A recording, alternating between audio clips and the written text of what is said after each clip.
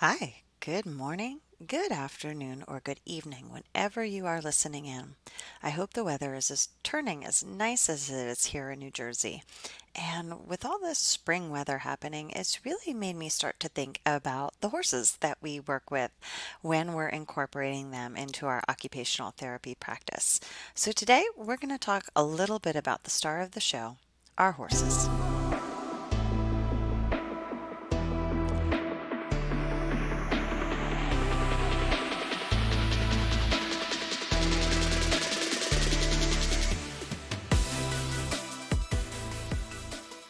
Welcome to another episode of Animals and Aquatics, where we are looking at how occupational therapy providers can incorporate nature based therapy, animals, or the aquatic environment into their occupational therapy practice. I'm your host, and today we're going to take some time and to talk about horses. Specifically, how do you know that your horse is appropriate for therapy? Now, there might be a few scenarios in which you might be assessing a horse, and these can come up in different ways. So you might be assessing your own horse. You may own a few horses and think, I'd really like to incorporate the horses into occupational therapy. Just not sure if my horses are the right horses for this. And I need to know a little bit more about assessing them to see if I could incorporate them in, or maybe I need to partner with someone else. You could be assessing horses at a therapeutic or adaptive riding center. And if you're contracting with a facility, or maybe you're being hired by a facility and you're going to come in and provide occupational therapy services, you may have several horses to choose from. And you may need to take a look at all of these horses and assess them and decide which ones would be appropriate to be incorporated into therapy. You may be looking at horses in an able bodied riding program. So, in this case, we know that the horses are used to lessons, but there's still a lot of questions that I have in mind about whether the horse would be appropriate or not. So I might be looking at assessing horses in an able bodied riding program. And one more scenario that I've certainly found myself in many times is assessing horses that are for donation, for sale, or for lease. And the stakes are certainly much higher when we're looking at horses that are for sale or for lease, when we're going to be investing money into the horse to get started. And we need to know what the potential of this horse is to serve our needs as occupational therapy providers. So, what exactly am I looking for? Now, I'm going to wear two hats with this, and part of this hat is going to be from the American Hippotherapy Association, as I am faculty, and then the other hat that I'm going to be wearing is my occupational therapy provider hat, and the many, many years of experience that I've had and worked with so many different horses. So, starting from the ground up as I'm looking at conformation, I'm gonna take a look at that horse right where they're standing, and I'm gonna look at conformation.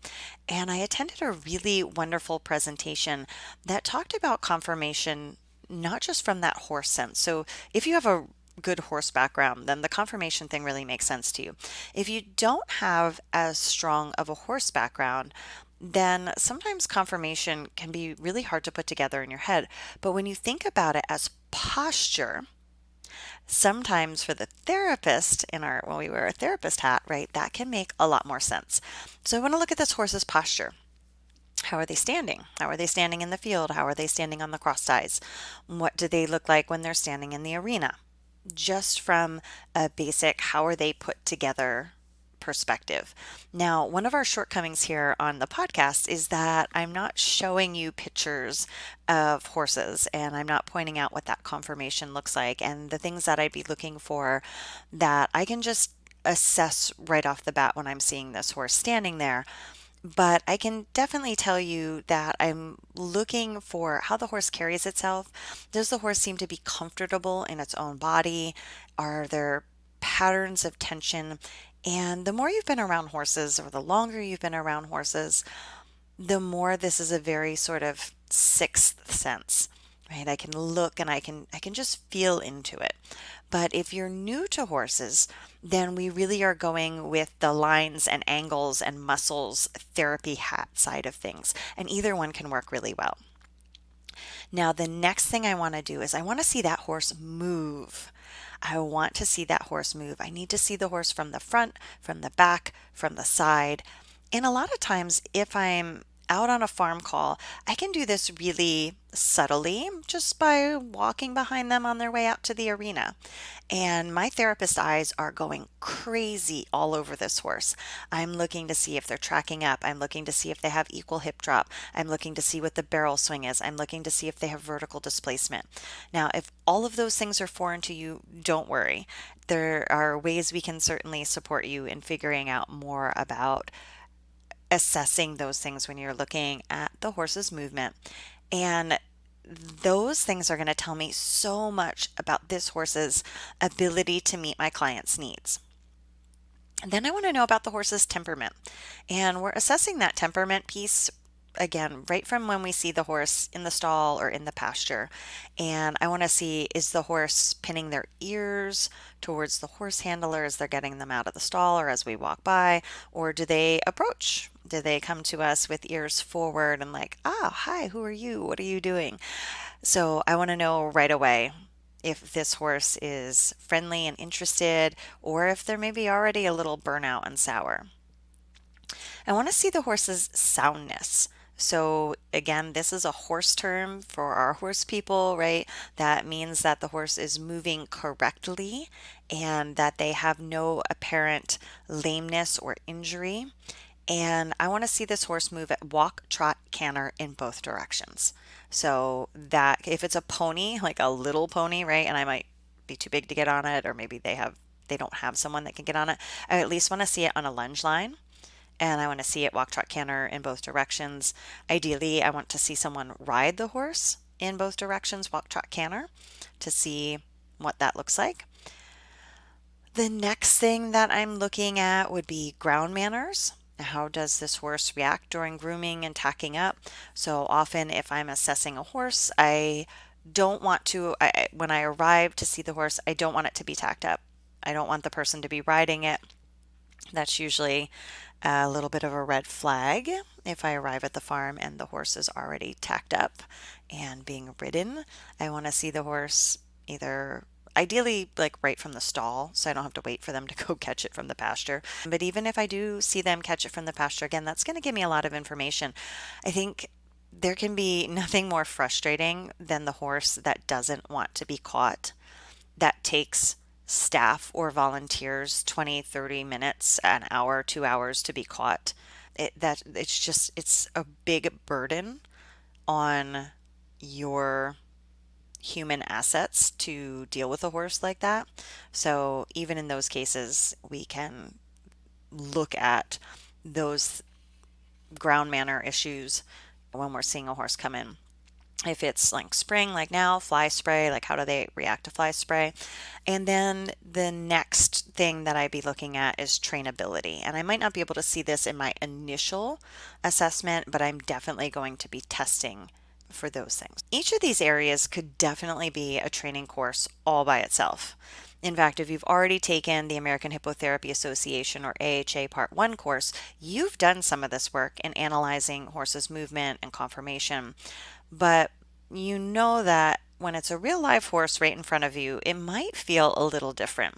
And depending on your level of horse experience and your comfort at looking at horses in this very medical framework, it definitely is a different way to train your eye. Even if you're a lifelong equestrian, often we don't look at our horses with this eye for medical quality equine movement. And so when we're training our eye for this, it's really being able to take our equestrian skills and incorporate our therapist brain and really meld those two together. When we're looking at horses and seeing when we're assessing them to see whether they would be appropriate for therapy. And I'm looking at both the hippotherapy side, so really focusing on the equine movement that I'm going to be using in my treatment sessions, but also because I serve a lot of clients with mental health challenges, I'm also looking for a lot of that relatability to the horse. I'm looking for a horse that is interactive, that's going to give feedback, that has a personality that will work with the mental health population that I'm working with. And that's why those ground manners also can be really even more important to me because of the population that I work with. So you might be wondering what the typical process looks like. It usually starts off with a phone call, and that would often be from an owner who maybe wants to donate a horse, or maybe I'm reaching out to a barn or a facility and asking and inquiring about leasing or renting their facility. And so I'm going to be asking about the horses that they have, the height, the ages, what those horses are currently doing. Then there's a barn assessment. And so we're going out to that facility. Again, if I'm renting a space, and I'm going to be assessing those horses before I've even thought about booking clients. And I'm going to go out and assess the horses that they have available and make a yes no list, right? So, who's on my yes list, who's on my no list. If this is a horse that someone is calling to donate to me, same thing. I'm going out to the barn and I have a barn assessment. And I have a whole checklist that I'm going through of everything that I want to see when I'm there at that barn assessment. If the horse passes the barn assessment piece, then there's a trial period.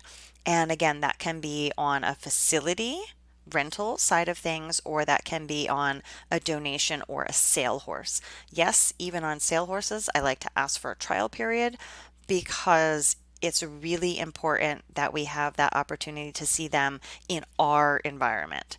So if I'm coming to a facility and I'm renting the facility, and that's going to be the facility, the horses, the horse handler, it might include some equipment, or I may be bringing my own equipment. I need to know that those horses are going to be able to accept and work with that. So during the trial period, we're doing a lot of training, we're doing a lot of screening with the props that we may use, we're doing groundwork activities, and again, I have a checklist that I'm going through for each of those. So that way, anyone who's working with me is tracking everything that that horse is doing. They know where the horse has strengths. They know where the horse maybe needs a little bit more work. So my trainers, my horse handlers, my barn managers, they all know where the horse is in the process. This is also something that I can use to communicate with owners to let them know how their horse is doing. After the horse is working through that trial period, we've tested them with props, we've tested them with transfers, we've tested them with different styles of leading, different types of tack and equipment. Then we're ready to do a mock session. And with a mock session, that is someone who is a good, skilled, balanced rider who is also an excellent actor or actress. And some kids can be really good at this as well. They need to have kind of an understanding of some of the challenges that our clients might present to a horse. So that could be loud vocalizations, it could be tight tone, it could be unexpected movements. And I really enjoy that part. I like to do mock sessions. So we have a horse handler, we have two sidewalkers, we have the mock client, and we just go through a mock session. And I don't tell my horse handlers or my therapist, if I'm doing this with one of my coworkers, I don't tell them exactly what I'm going to do. I just lay it out and we see how everyone handles it. If that's going really well, then we try a real session with a carefully selected client that I know is going to work with me, that doesn't have those unexpected behaviors, that is really a good candidate for this horse, the movement it's going to provide, and I can see what that dynamic is going to be like with a client. And then we work towards full integration for the horse working. Now, if this horse has already been in a lesson program, generally this process would take about 2 months. For a horse that was out of condition, so this would be the person that called and said, hey, I have this horse that I would like to donate. They haven't done anything in the last few years, but they're out in my field. I think they'd really like to have a job. This process is going to take 3 to 6 months. So when we're looking at that trial period, we're definitely extending the time because this horse needs to come back into condition.